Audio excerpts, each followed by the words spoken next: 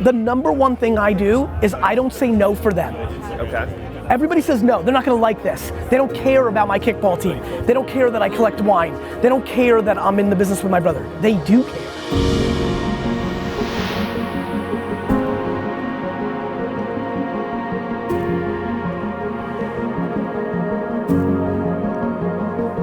I guess where do you keep the balance between quantity versus quality? Quality is subjective, quantity isn't.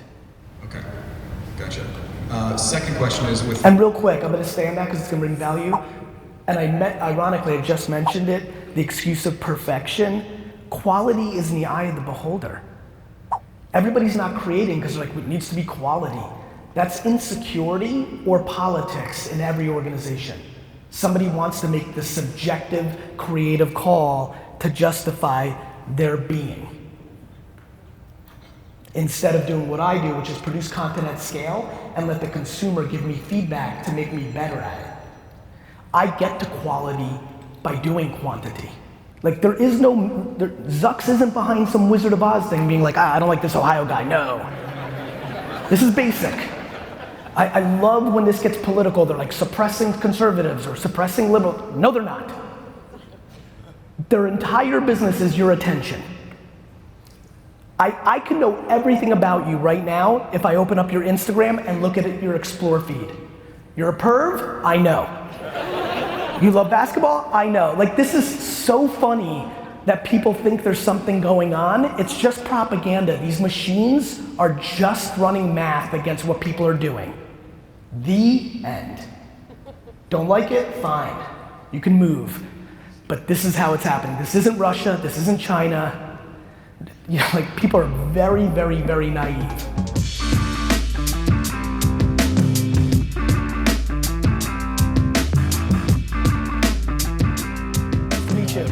Real pleasure. Question for you. Please. We work in flooring business. Okay. And it's mostly residential existing homes. Yep. Growing a lot by Good. reputation, Yep. old school way, Yep. and Google reviews. Understood. Facebook page we never post to because we don't have time. Just trying to keep up with sales. Understood. Right. But off of what you said this morning, what kind of content would you produce? Yep. Because I've thought of stuff in the past and just Yep. haven't had time to do it. That, And where? all of that. Yeah, yeah. Facebook and LinkedIn. And where? Okay. Facebook and LinkedIn. So, and what kinds of content?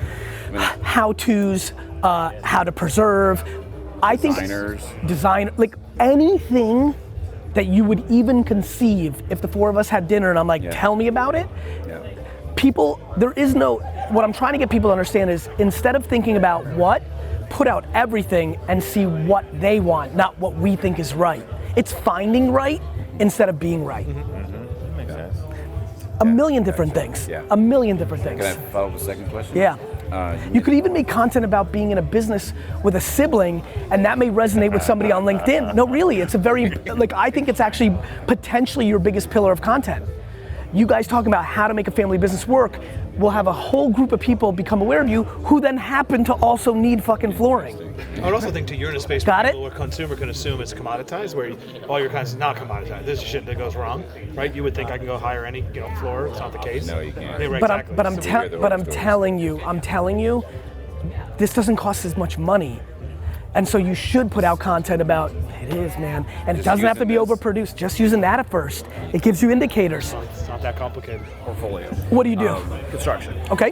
And so what my question is should I take my 1,300 followers and expound upon the business? And I run the construction business. I'm Yes. not the founder, but I run the business. Should I expound upon the followers I already have using me? Yes. And okay. Versus make a whole new one? I would do both. You do both? Yes. Okay. But you have Okay. leverage with what you have right now. Okay. And when you were talking, you talked a little about, talk about you. And Yes. so should I add things Yes. about my personal life? 100%. Really? Okay. Yes. Awesome. And is that Don't say no for the audience. Okay. Okay. That's the number one thing I do is I don't say no for them. Okay. Everybody says no, they're not gonna like this. They don't care about my kickball team. They don't care that I collect wine. They don't care that I'm in the business with my brother. They do care. Okay. And it makes you basically a more approachable, more 100%. likable, more normal person. 100%. Okay. You might be walking through like Browns, and like, oh yeah, Yeah. you never know what it is. That makes sense. Okay. All right, good. Awesome. Very good. Can I get a What up? picture Yep. with you? One question. You're a high energy guy. How do you keep your energy up? I think I've come to realize it's gratitude. Gratitude is my fuel. I'm grateful. It's like I'm alive. That's good, man. Yeah, I keep things very basic. As long as my family's healthy, it's hard for me to get down. It really is. I've really got a very old school perspective. Yeah. And so I'm just grateful, you know? Cool, man. Why people should be grateful for traveling. At the end of the day, it's a fucking plane and traveling 1,000 miles an hour. Yo guys, it's Garyvee again. You know, you saw my impromptu rant a couple of weeks ago. I'm sending some real love to all employees at the airport. I travel a lot. I see a lot. They're just underrated. They just are. I just don't understand the lack of gratitude of the traveling community. The reality is, it is the most remarkable technology in the world. You go in a metal device and you land in another place in record time. Of course, there's going to be some delays and things of that nature. Gratitude and kindness always makes a trip better. What are you looking for? Just want to ask you a question. Question? Anything for millennials trying to manage everything. Video? Learning how to manage everything. How do you manage everything, Gary? Everything By that you not overjudging myself. That's the actual answer, bro. do. Appreciate it. It's hard to manage. Nobody's managing everything every day. It's about lack of judgment on oneself. Patience. That's why I push it. Because when you think you're gonna actually work for the next 80 years, all of a sudden 8 days and 8 months doesn't mean so much. Appreciate it. Thank you so You're much, welcome. Gary. So my industry is so heavily regulated, I can't like somebody's post because it's considered a recommendation. I understand. So I like But you what you can't, said. no, you can't, listen, I'm deep in this. You can't like somebody's post who's making some sort of claim or is within your field. So, but if it's just like cheese, well, You taste, do but- understand that you could make content around soccer and that could be the gateway to your Well, that's clients. what I like. You said like, interview local community officials. I Dude, love there's that, dude. so I'm many gonna ways do to that. navigate this. Yeah. I've been working on a deck that I'm gonna put out on LinkedIn of like how to create content in a regulated industry. Look for it, I'm gonna put it out in the fall. But honestly, it's a paradigm shift. Instead of dwelling on what you can't do, which is what you can't do, start the process of, I couldn't ship to 39 of the 50 states when I started my wine company because of laws. Instead of just sitting there every day like everybody else and crying, I fucking crushed the 11 states I could.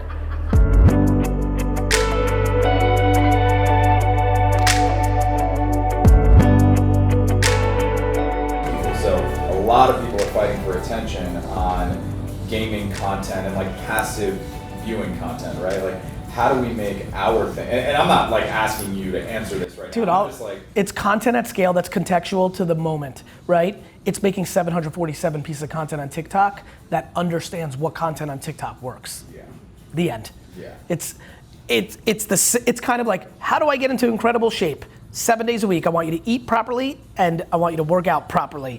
You know, like the thesis is simple, the execution's hard. Yeah. But that is the thesis. Yeah, so we're looking to probably bring in a head of content that's literally like, we're gonna freelance out a lot of shit in terms of content creation, but this head of Again, content- in this, think of that the same way I told you to think about Twitter.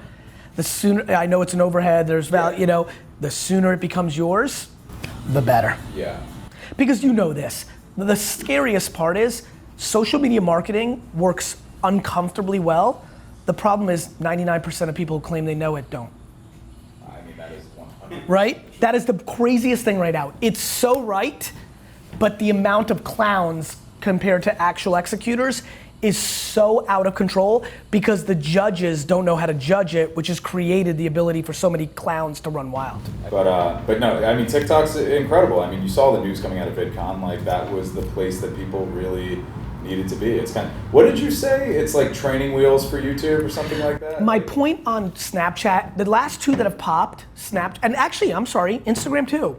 Pay attention, Instagram with filters, Snapchat with the way it kind of worked also with filters and then really AR first, and then TikTok with music. The last three social networks that popped are helping people create.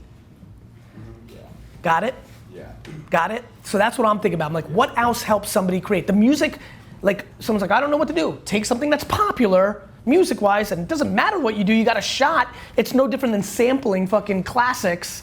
You know, like Diddy did it better than anybody ever did it at Bad Boy. I'm just gonna sample the classics from the last generation and reboot it and get great talent to go over it.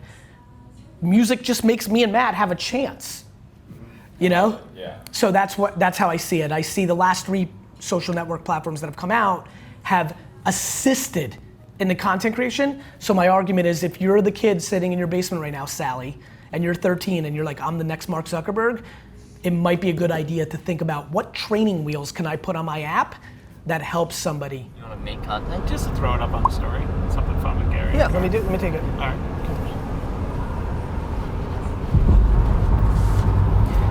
Hey guys, it's Gary. I stole Matt's phone. He doesn't know. He clearly knows. What's your favorite thing about Matt? Leave a comment. Isn't it funny how people don't want to learn though? To your point, they give this advice and then come up afterwards and be like, so what do I do now? Well, Go. Learn. Go. Do. Right. Like you can't just hire somebody, or at least that would be better. Ask your mom. Google. It is a Google's your mom. Isn't it That was amazing such a how good- the answers are all out there, right? There are no mysteries.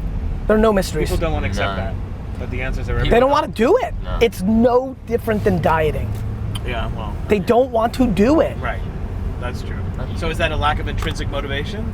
I don't think so. It's a disconnect between words and actions. Yeah, that's true. Between intention and action. It's a disconnect between the narrative one is putting out to the world and and to themselves. Right? I really want this, but like you really don't want it. 100%. Because the information is available. 100%. Like I fucking really wanted it. I gave up my fucking 20s. Right. Like I can never, through all my passion, actually describe how fucked up I played it. Yeah. I mean it. I fucked up. Like it was too ridiculous. I did nothing. What do you mean? I overcorrected. I worked every minute. It's funny. 100%. My brother's always giving me shit like you're gonna die. This is what it looks like. It's not a scalpel. I gotta fucking overcorrect to end up anywhere near where I want to go. I fucking right, and I might die in the process. Hopefully not. That's you know it. what I mean? But it's kind of like being a fucking caterpillar. Like I'm gonna be a fucking butterfly. Like this is the destiny. Right. Like nothing else is interesting. No, I agree. Well, this is my hobby. This is my with journey. death is better than not this without death. I always say, what's the alternative? This is a better outcome. I'd rather live happy. Can you wrap up the DailyVee with that? I'd rather be happy. Going from Columbus to New York.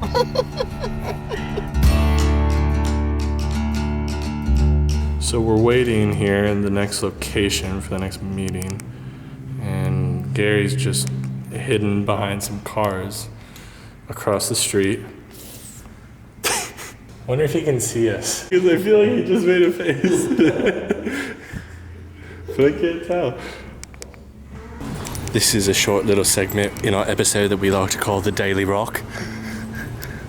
It's early in the morning and we're walking through the hotel lobby.